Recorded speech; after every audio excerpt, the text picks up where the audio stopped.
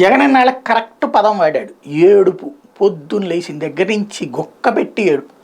ఒక్కసారి తెలంగాణ పత్రికలు ఆంధ్ర పత్రికలు రెండింటిని ఒక్క 2 నెలలయో 3 నెలలయో పక్క పక్కన పెట్టుకు చూడండి.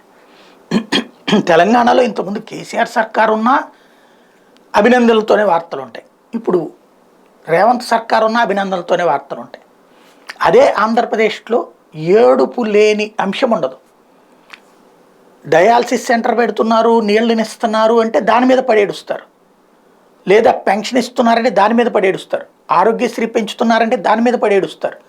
అసలు ఏడవని అంశం ఏది ఉంది? ఈ ప్రభుత్వం ఏం చేస్తున్నా దానికి ముందు నుంచినే విషం చెమ్మటం, ఆ తర్వాత ప్రారంభమవుతుంటే దాని మీద ఆ రోజు అశుద్ధం చల్లటం, ఆ తర్వాత పడి ఏడవటం.